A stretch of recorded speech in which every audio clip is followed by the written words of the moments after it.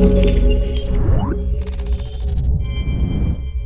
what's going on guys, Arekkz here, welcome back to another Monster Hunter World video, and today we are talking about crafting, and by that I mean item crafting, the crafting you do either back at base or in the field, basically whenever you need a particular item that, well, needs to be crafted.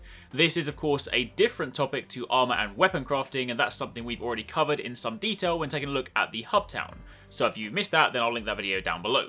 Of course, if you do enjoy this, then a like would be super appreciated, and of course be sure to comment down below if you have any questions. Now, to begin with, for those of you that are new to Monster Hunter, outside of crafting weapons and armor at the smithy, you can also craft items yourself, items that will typically be used either out in the field or in other crafting recipes. Examples being a Mega Potion, which you can make by combining a regular potion and some honey. Mega Potions give you much more health on use, so they're a good item to have.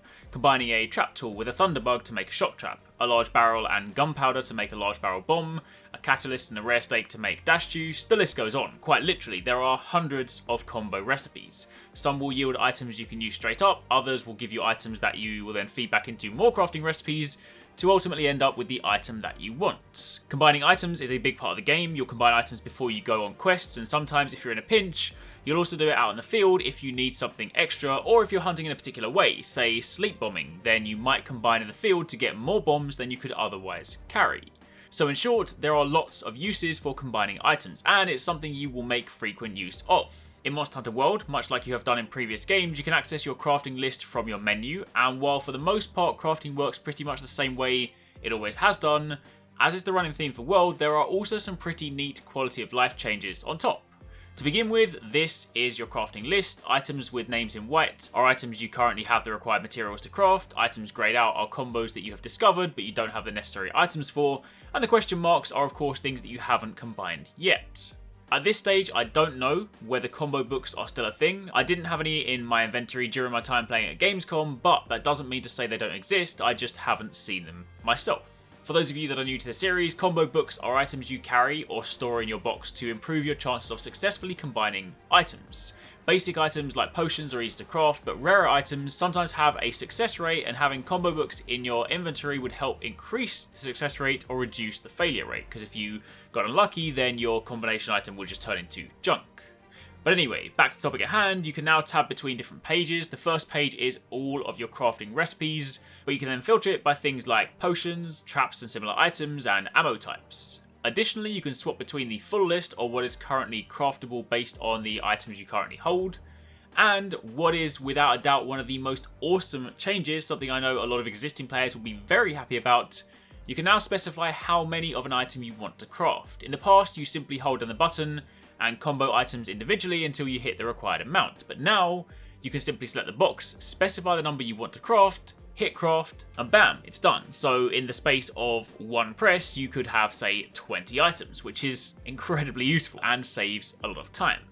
Something else that's changed is that basic potions now no longer need herbs and blue mushrooms, they are instead just simply made with a handful of herbs alone. A lot of the other recipes seem to be pretty much the same, but there may well be a few changes that we just haven't seen just yet.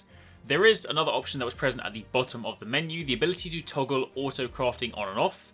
Sadly, I don't have gameplay of this in action, but essentially what this allows you to do is to specify a selection of items that you want auto crafted. Then as you explore the world and collect them, anytime you have the required amount, the items will be crafted for you. So let's say you always wanted to stay stocked up on Mega Potions, then provided you were carrying, say, 10 regular potions, anytime you picked up honey, then a Mega Potion would automatically be crafted for you based on the items you have in your inventory, which is super handy. However, auto crafting aside, at this point you might be thinking, especially if you're new to the series, well hold on a minute, this is cool and everything, but if I'm in a pinch and I need to craft quickly, am I really going to have to dive into the menus, scroll through and find the item I want, select how many I want to craft, and then craft it? And the answer is no. No, you won't, or at least not always. By now you should all be familiar with the Radial menu, a new menu that complements the existing scrolling menu and is a means to quickly access a selection of items. You can customize what's on this Radial menu, you can put your most used items here, things like potions, traps, well-done steaks.